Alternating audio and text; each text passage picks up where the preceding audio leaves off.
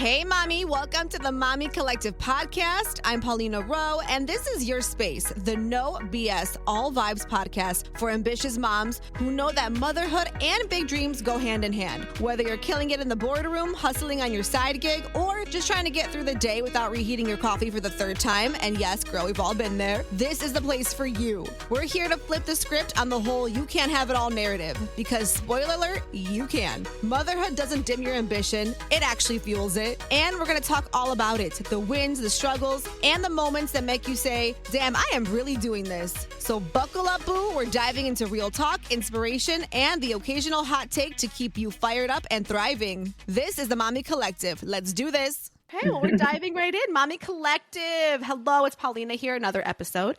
So grateful to have you all here, and so grateful to have my guest today, Whitney Buha. How are you today? Hi, I'm good. How are you? I'm so good. Thank you for joining us. You are the kind of like, if I was to make like a poster of like what Mami Collective is, I'd probably put your face on it. I would, because I think you're like so great. I mean, you're a mom, you're a content creator, you're a wife. I mean, we want to dive all into you as well, because even I want to learn way more about you. But, when it comes to motherhood, I was always just so like, just because we're moms, we can still do cool things and we can still, like live our lives, our dream lives. And I don't know, I love what you've created for yourself, and I'm excited that you're here. Thank you so much. I'm so excited to be here. Of course. Thank you so much. So Whitney, really quick, if you don't mind, can you tell us a little bit about yourself, but also about like your family, the kiddos? Yeah, of course. So I'm from Chicago. I've lived in Chicago basically my whole life. I now live in the western suburbs of Chicago.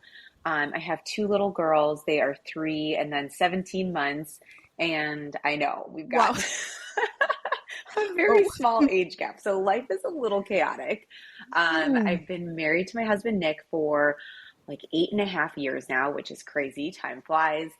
We also have our dog, Josie. So she was our first baby. She's a Labradoodle. We got her when we still lived in the city. And then once we wanted to start a family and have kids, we moved out to the suburbs. And it's just been kind of a wild ride, getting used to being a mom and navigating motherhood and all of that. I'm sure we're going to dive into that more. But yeah, that's a little bit about us. 100%. So I, have you on Instagram, and I see your content. Not only is it gorgeous and just really informative, which by the way, I think today, which is when we're recording, you posted some Amazon stuff. Thank you for that. I have an espresso machine in my cart, and I'm going to check a couple other things I put. Those little Adidas shoes were cute. Oh my gosh, so cute, right? I love it. So obviously you've built a huge community, just, on social, using your platform. You obviously, talk about motherhood, fashion, everything in between. I kind of want to take it back to the beginning though. We're talking like the idea of, I'm going to show up on social, right? I'm going to create this brand, if you will. Where did that start? Because like, I think you were working full time technically at that time in marketing, right? Yes. Yep. Yeah. So I've actually been doing this for almost about 8 years now. And majority of that time I was working full time. So I kind of started back when Instagram was just pretty pictures. People were posting what they were doing that day, or if you were doing content, it was more an outfit photo, outfit of the day, things like that. So that's really what I started with. And back then when I started, it was more just a creative outlet, a hobby. I always really loved fashion, and my friends would ask, where'd you get that outfit? That's so cute. Like, where's this from? Or can you help me find a dress for this? And it kind of made me start thinking like, oh, I really like sharing this stuff with my friends. Maybe it's something I could do. And one friend really encouraged me. She's like, just do it. And at the time, in the back of my head, I just kept thinking, oh, people are going to make fun of me. People are going to say all these things. Why is she posting pictures of herself on Instagram? And it took me, I actually created my Instagram handle, Something Witty, about 2 years before I ever posted anything. Because I just thought of the name and I created it, and I was too scared to do it for so long. And then I finally just did it one day. And at the same time, I also launched my website, because also back then, bloggers and blogging were the big thing. If you had an Instagram, you also might have a website. So I launched my website and my Instagram at the same time, and was kind of cross-posting on both, like posting actual blog posts on my website and then posting photos on my Instagram. So yeah, it started as a hobby, and it was really just kind of sharing my love of fashion and outfits. And things like that. And then it kind of continued down that path for a while of just, not really taking it super seriously, just having fun with it. And then I think as my life changed and things in my life changed, so did my page, kind of evolved with me. When I started it, I had just gotten married and we were living in the city. And then, like I changed jobs and we got a dog and I got pregnant and all these things, it kind of changed in my life. So my page has definitely evolved more into lifestyle rather than just fashion. I share a ton of fashion too, but I'll share some recipes and some mom life and kid stuff. So I think it just, as I have changed and my life has changed and developed, so has my page and the things that I share, just because it's authentic to me and it's just kind of like the natural progression of my life. 100%. And I love that because I think, as people, we're constantly evolving, changing. You, like you said, got married, you had children, the dogs, you moved, yes. Obviously, to share that is it is coming from a place of authenticity, right? Because it's this is my life. Right. And I love too how you mentioned the I call it the ick factor, or whatever the kids are saying these days, of oh, it gives me the ick, because sometimes even when I post and I do radio for a living, I'm like, oh, I'm gonna be made fun of, or oh, someone's gonna comment something negative, or blah blah blah, and I have to talk myself through it every day. I'm like, okay, who cares, Paulina? Who cares? Right. And that's the thing. I love when I talk about this with other people, because we all say the same thing. And then you see those, not necessarily a meme, but like a post on Instagram or somewhere, and it says something along the lines of, those people who are saying the bad things about you behind your back are too afraid to go pursue whatever it is they have in their head. And so we're the ones out here doing it. And it's not that they think what we're doing is ick. They're just too scared to go pursue something they might want to, 100%. And I truly say this from a place of somebody who, I always love supporting people, whether I know them or not. I love seeing content creators grow, right? And I love seeing, I love seeing a lot of things of just people progressing and really doing so much with their lives. But when I see it, I don't think I've ever looked at somebody, and this is from a genuine place, and been oh, why would they post that? Or blah, blah, blah. And I can tell you why. Because I'm genuinely happy within, and I like what I'm doing for me in my lane, that I don't have that, I don't know what it's called, that hater bone inside of me. Right. Especially now with kids, right? I'm like, oh, I really don't have time. Don't have time for that. No. No way. Oh, I love it. True. I love it. So as your brand is growing, right, and your page is growing, your Instagram, what did you kind of find the coolest part about that when growing your community? What did you love receiving, or what do you still love receiving the most? Is it people reaching out, saying thanks for sharing that? What do you like the most? Yeah, I think it's the community. I think there's people who have followed my page since I first started 8 years ago, and I can look back through our DMs and see our conversation history. And you kind of, even though I don't know these people in real life, and really they don't know me in real life, they know me from my Instagram, and they may feel they know me a little bit better than I know them, but I feel like I've actually gotten to know some of these people, because there's people I could open my DMs and we are chatting every single day. We are messaging about something I posted, or for instance, Josie, our dog, had to get surgery a couple weeks ago, and people will message me and be like, hey, how's Josie doing? And it's a genuine conversation, or one of my kids, if one of my kids is sick, how is Sasha feeling? How's Lainey feeling? We have these actual conversations that has nothing to do with Amazon or fashion or anything like that. So I think those relationships and that community building is so cool. And you can't really find that you can find it in some jobs, but it's just a different type of community, because it's so many different people and you can connect on so many different things, depending what I'm sharing or what I'm talking about, or I don't know, things like that. So I think it's the community piece that's really been cool to me. Yeah, I love it. And what about your creative process, right? Because I truly believe, as somebody who, I have a hard time, Whitney, I'm not going to lie. When it comes to posting, so I have the idea of my notes app, they're all there. Yes. But yes. To get that onto the camera roll and then post, it really is a process with me. I'm working on me. But what is your creative process looking like? Obviously, somebody who's busy as yourself. And this is believe it or not, people don't think it is, which is crazy. But this is a full-time job, if you will. I mean, it is straight up. It is, yeah. Totally. Totally. How does yours look, your creative process?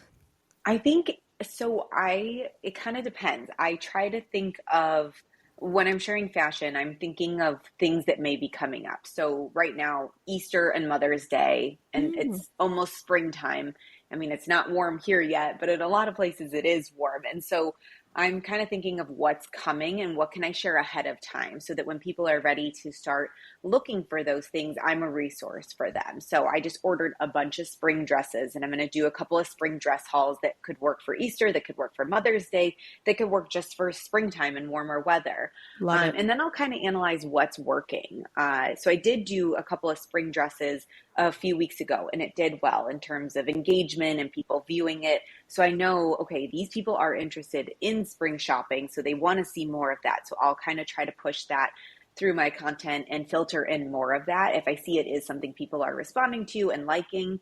So I'm kind of trying to think a couple steps ahead. And even back in February, I was already thinking of spring break. Like February in Chicago, you're not thinking about bathing suits, but Right. people are thinking about their spring break and their vacations. And so I was thinking about those things, sharing warm weather items, even though it's still cold where we live. So Right. I try to kind of plan for what's coming. And same with like when it's the holidays, you're thinking about gift guides and holiday shopping.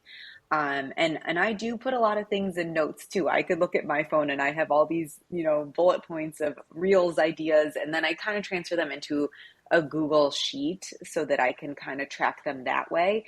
And then I'll filter them into an actual content calendar where I can plan out what my week looks like. And that doesn't happen every week. It depends how busy I get. Sometimes I neglect it, but I do find when I follow it that way, I feel so much more organized and I can plan things out so much better.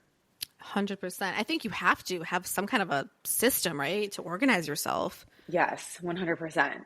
It's a lot, especially like, I don't know how your brain works, but the way that things sit in my brain. And I've been doing brain dumps lately. Honestly, I'm just like, this idea, that, and maybe it won't come to life, but in that moment, I think it's the greatest idea in the world. So like, Yes. just write it down, Totally. Yes, I do the same thing because if I don't write it down, I'll forget it.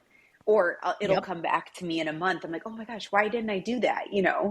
All the time. Yeah, I'm telling you, I'm working on me so hard. So I love that I'm not alone though in that. Yeah, what definitely about, not. like balancing like being present with your family, right? But then you're capturing certain content. Do you like to put like your daughters into your content a lot, or do you sort of have like kind of boundary? I know a lot of mom creators, they struggle with that. I do, right? I'm a new mom. I do struggle with that because when I first had my daughter, I'll be honest, I put like a cover on her face. I was like, we're not going to show her face. I didn't want to. Also, I'm very like woo-woo superstitious. And I was like, oh my God, people are going to send her the evil eye. This is terrible. I was like in my head, I was also a little crazy, a little postpartum. Yep, I hear you.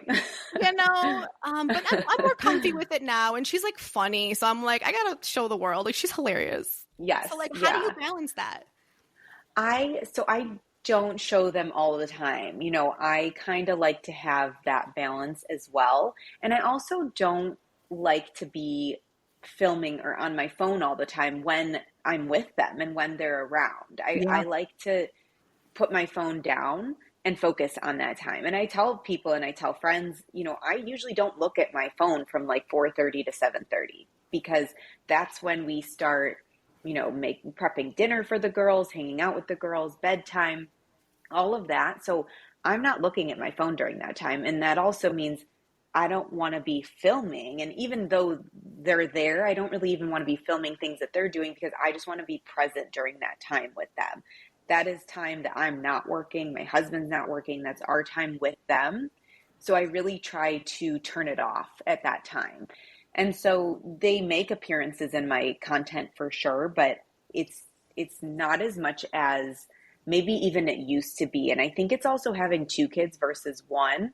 It's a little bit more chaotic. So true. So they are in my content sometimes, but it's not all the time. But I do like to share, things that work really well for my kids or things that we like and that they use. So I'll do little clips and things like that.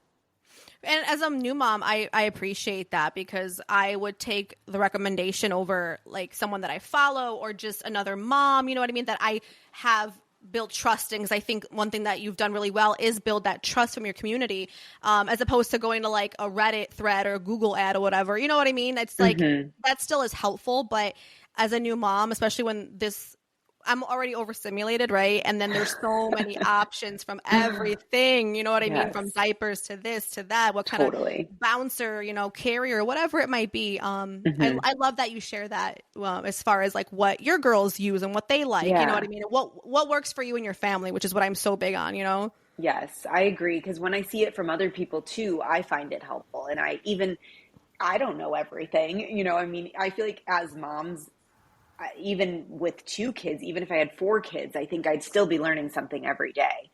So when I see other people that I follow or I know sharing those things, like, oh, I've never tried that before. I want to order it and try it for my kids and see if it works, Yeah. Oh, 100%.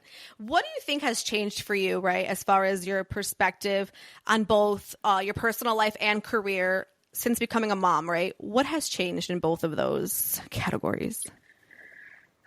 A lot. I think motherhood, I don't think you become a different person, but parts of you change, because obviously we're always going to be who we are to our core. But for me, certain things just maybe aren't as important or don't take as much of a priority.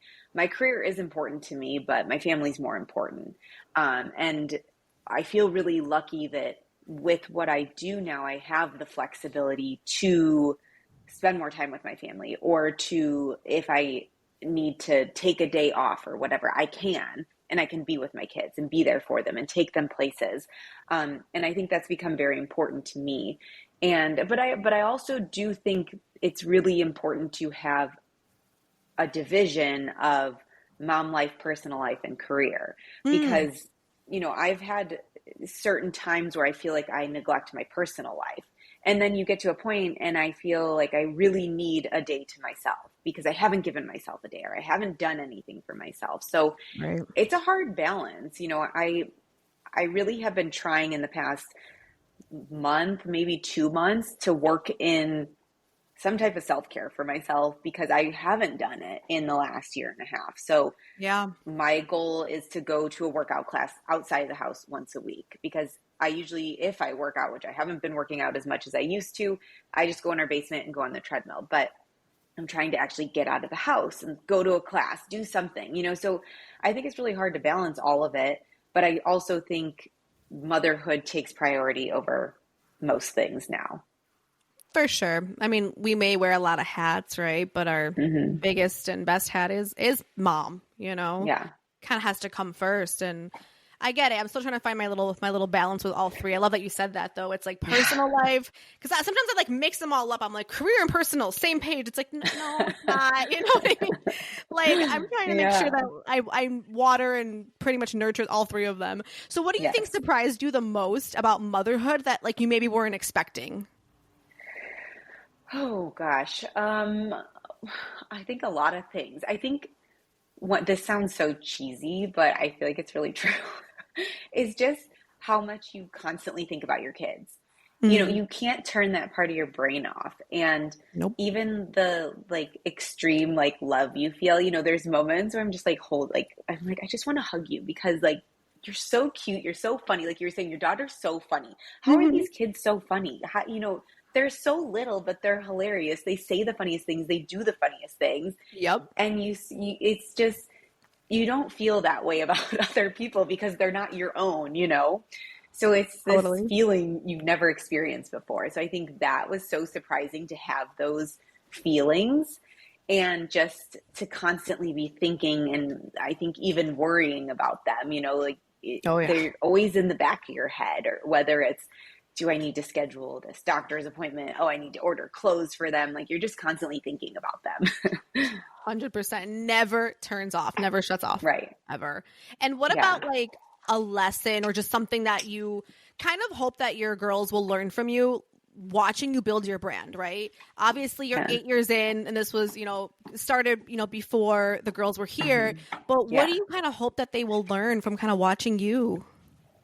I think, so my mom started her own business when I was, I think, in high school. And so I watched her go out on her own and build her business. And to me, that was so cool because not a lot of women did that at that time. And I mean, a lot did, but not a ton, you know? And so I Totally. think as I was getting older, trying to figure out what I wanted to do, I was thinking of her and how she did that.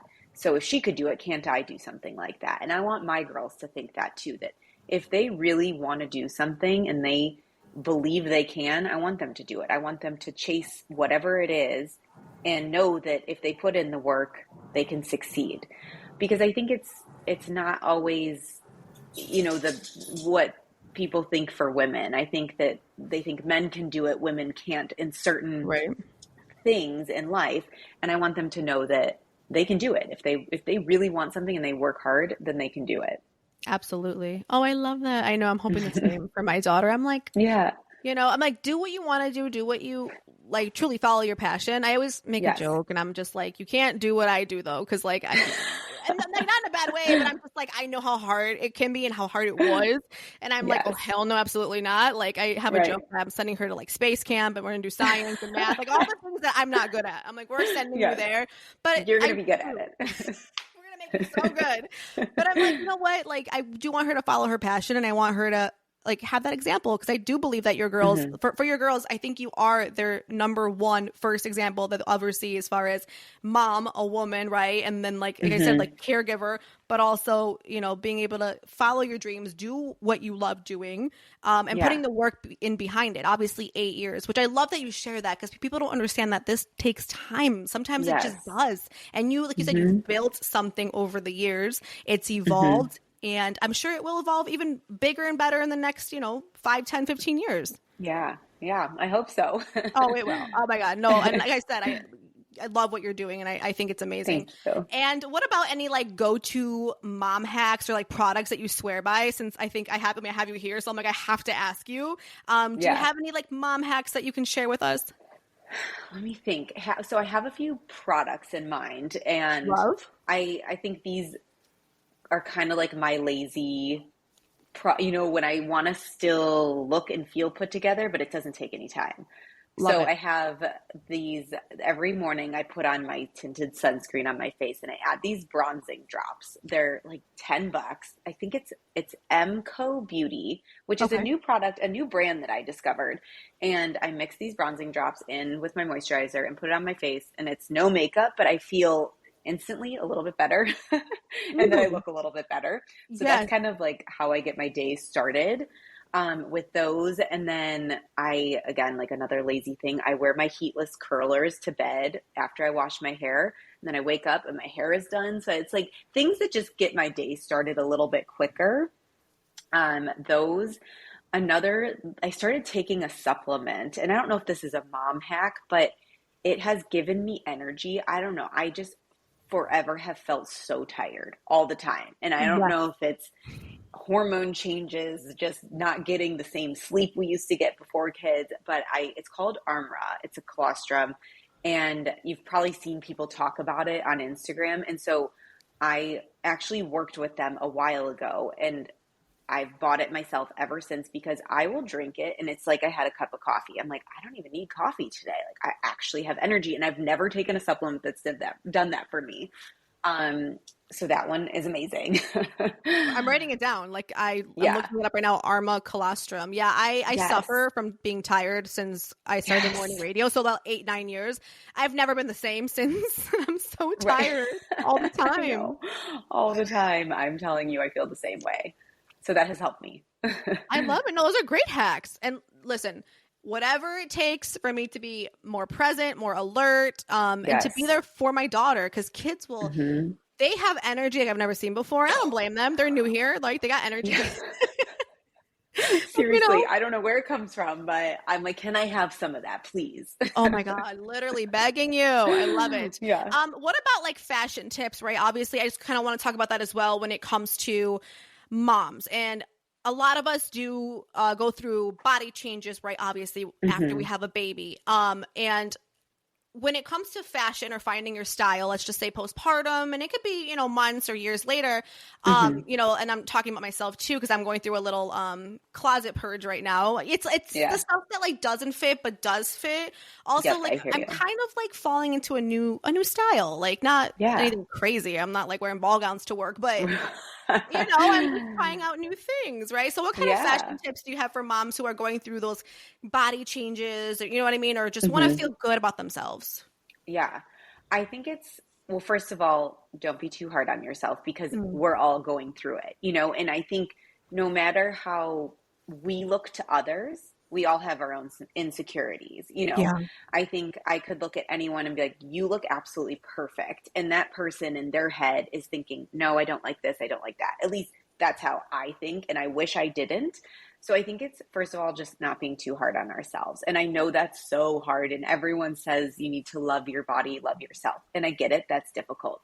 But I think it's also just dressing in what makes you feel good, because I've done the closet purge too. There's things in my closet that maybe I wore 5 years ago. I'm like, I can't wear it anymore. I don't feel good in it. And if I don't feel good in it, then I don't want to wear it. And that's okay.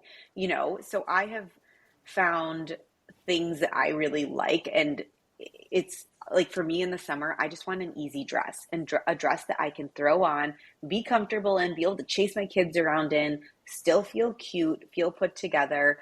And that's like my go-to in the summer. I also love a good matching set, like whether it's winter, spring, or summer, because again, they're easy. They still look like elevated and cute. And I really just like the classic pieces. I mean, I'm a jeans girl. Like, I will wear jeans and a white t-shirt and feel cute and put together, and it's comfortable. Yeah. But yeah, I think it's just finding those things you feel good in, and if you buy them in all different colors and all different styles, that's totally fine. And what about like, so kind of bouncing off of that, what sort of like, I call them essentials, right? Everybody says, oh, get your like, your pieces, right, that kind of go with everything. And what would those be for moms who do want to feel put together, right? Or maybe are busy and they're just like, let's do this really quick. What are some of those pieces, those essentials? So I think for right now, for this season, a wide leg pair of like linen pants. They can even be an elastic waist. I have a couple pairs and I love them because they're super comfortable. They're stretchy in the waist, but they look elevated. The wide leg is super in right now anyways. And that you can pair with, again, a white t-shirt, add a belt, and you look a little bit more dressy, or like a tight bodysuit that you can tuck into it. So I'd say a wide leg pair of pants. It doesn't need to be linen, but I really like linen right now. And then a cute maxi dress, like a flowy one, whatever you're comfortable in. I, again, always reach for maxi dresses in the summer because it's just easy. You just throw it on. It's comfy. So easy. A cute matching set. There's so many sets now, and I'm all about the sets, like ones, little shorts and tank tops, like long sleeve button downs that you can roll the sleeves with shorts. I think those are great for summer. Also, a really good pair of jean shorts. I'm a jeans and a jean shorts girl. And I've found jean shorts that like aren't too tight in the waist. I hate when they're tight and ride up. I've also found ones that have a little bit of a longer cut, because again, at this age and being a mom, I'm not wearing the booty shorts anymore. So like I like the cutoffs, but they have the cutoffs now that are longer and they're cute still. So I think just some basics like those that are your closet staples that you can just mix and match. Like, you have a good pair of jean shorts, you can wear it with sweaters, with little t-shirts, bodysuits, anything, and just finding like those capsule pieces that you can keep wearing different ways. I love it. Oh, I'm taking notes on that too, because I'm telling you, I need my essentials. I need my pieces. Yes, I love it. And like, I know you kind of dived into self-care, and you said, you kind of want to stop neglecting that part, because that's kind of the one maybe area of your life that you feel like, okay, I'm not really, giving myself the self-care that I deserve. What does it look like for you now, though, realistically? Like, what is Whitney's self-care routine? Yeah. I mean, realistically, I would say it's working out 2 days a week. I'm really trying to get back into a routine. Before I had kids, I loved Pure Barre. I did Pure Barre like 5 days a week. And then life just changes and you don't have the same time that you had before kids. So even if it's just doing a walk on the treadmill, I'm like, if I can do this 2 days a week, hopefully 3, maybe sometimes 4, that would be great. But getting out of the house for a workout too. I want to try to do that once a week if I can. I actually had a conversation with someone a few months ago, and she said that she has her non-negotiables. Mm. And every month or every week she has these things. So like once a month she gets her nails done. Once a month she goes to, I think, a sauna. And then every Saturday she goes to the gym while her baby naps. I'm like, I love that you have this so planned out, because when I had that conversation with her, I didn't have any non-negotiables. I didn't have any schedule as to what I was doing for myself. And so thinking about that after I had that conversation, I even told my husband, I was like, she has these non-negotiables. This is amazing. Yeah. I'm like, we should each come up with our own non-negotiables, and we make time for them, whether it's weekly or monthly. And so since then I haven't done it consistently, but my husband actually found this infrared sauna, and we both really like it. So we've been trying to do the sauna once a week. Once a week is doable. It's a 40-minute thing once a week. So I've been trying to incorporate that. And then getting my nails done once a month is typically my other self-care thing. And it's not a ton, and it could change. I could neglect one of them in 3 months or add a different one, but I actually do think it really helps, at least to know those things in your head. And then when you do it, you're like, I did that for me today. And it helps. It just, Mm-hmm. it helps because sometimes you just need to get out of the house, to be completely honest. Totally. Yes. Yeah, You really no. do. Especially now the sun's coming back out here in Chicago. Oh my gosh. We, Yes. the winter, I think for the first time in my life, gave me, I wouldn't say like I had like seasonal depression, but it really felt like it. Like it was Oh my bad. gosh. It's hard. And wait, how old's your daughter? She is, how old is she? She's almost a year next week. She'll be a year. Mm-hmm. Oh my gosh. That's so exciting. And so, but with the kids, you just want to go outside. That Yes. I think for me in the winter was so hard. Like, we just want to go for a walk. We just want to go outside so that these poor kids can get out of the house. So I totally hear you on that. And now that the sun is coming out, we're like, we're getting so close to being able to go in the backyard, to go for walks, to be outside, all the things. It's crazy that as a mom now, being able to go outside for a walk, like you said, go to the park, like quite literally just go outside in the stroller. It Yes. makes a difference. It's wild. It really does. And I think it makes a difference for the kids too, that they get a little bit of vitamin D. They get to be outside, burn a little bit of energy. Like, it's good for all of us. Yes. Oh my God. It's insane what a difference it makes. But it's true. So kind of going off of that really quick too. What do you do when it comes to feeling like overwhelmed?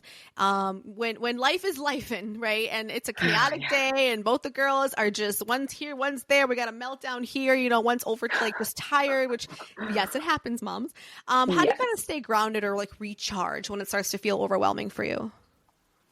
I think that's been happening a lot with us lately. I think just the age of our kids, having a 3-year-old, she is in that tantrum phase. And then the 17-month-old, she is kind of trying to fight for the attention when that's happening.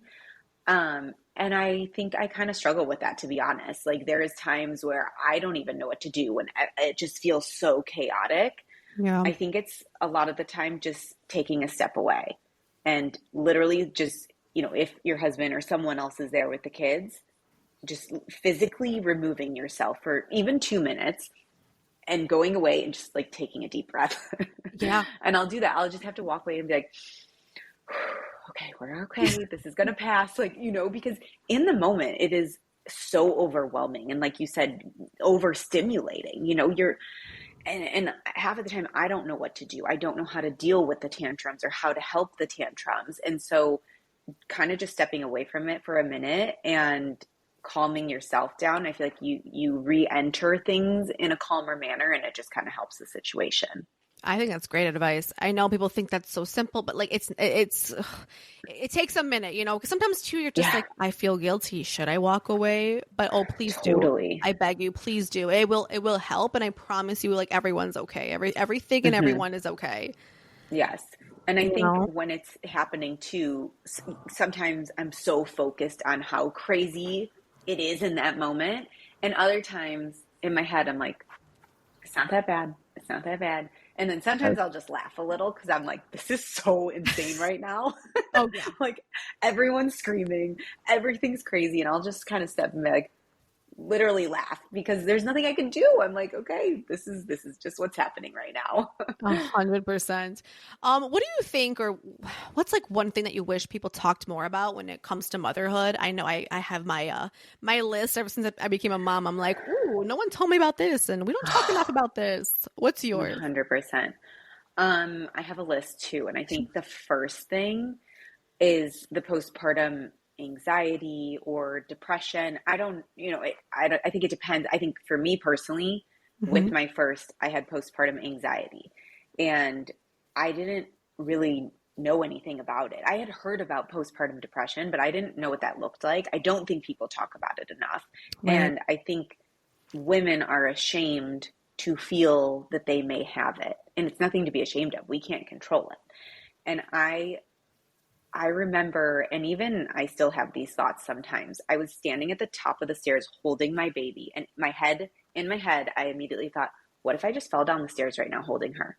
And I had these like Um, crazy intrusive thoughts I'd never had before. oh And I yeah. think it was my anxiety. And I mean, still, I'll be driving with my kids. I'm like, what if I got in an accident right now? Like, why am I thinking these things, But no one Yeah. tells you that your brain literally changes to think like that. And so that, I think no one talked about that enough, that knowing that that could happen to me, that it's going to be okay and get better. Because in the moment when you're in that newborn phase and it's so hard, you're scared it's never going to get better, but it does get better, It does. and it your hormones will stabilize and you won't feel so crazy. So I wish people would have talked more about that. And then also just the phase that I'm in now with the toddler. I think this phase is harder than the newborn phase, at least for Same. me personally. Yes, because these little kids have so many emotions. They don't know how to communicate them. Right. And as parents, I still don't know what to do half of the time when these tantrums happen. And you hear about the terrible twos and things like that, but you don't really know what that means until you are literally experiencing it. Correct. And Yeah. so I wish I would like people would talk more. Maybe people do talk more about that, but no one wants to talk badly. And not that we're talking badly about our kids. This is just the phase that they're in Of and they course. can't Yeah. control it. But I feel like all these phases, there's so many surprises.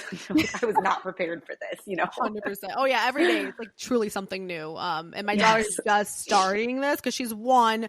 She's been walking for 2 months. Oh, wow. But like you said, it's just like they're these little people, and I think honestly, I read this somewhere too, maybe. So I'm not like taking credit for this if this is even true, but I read that those tantrums are them expressing themselves, like how when we get frustrated or when we want, right, we express ourselves, we use our words, we Right. speak. That's, Yes. I guess, their way, when they're laying in the Yeah. middle of the Target aisle, whatever it is, like that's their way. So like when you think of it that way, you can't feel like, like it's a kid. First of all, that's a child, Yes. my child, right, in the middle of the floor. Right. But you have to, like, I don't know, maybe you have more compassion or something comes out of you Yeah. where you're like, okay, I get it now. Like she's just trying to Yes. express herself. She's not doing the greatest job, but she's a baby, a Right. toddler.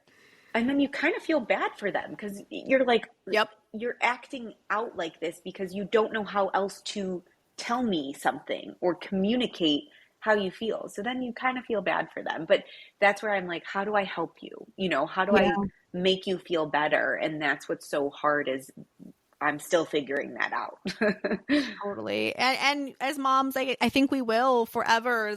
Something new we're going to be learning, like, I think through every milestone, right? Through every Yes, phase, age.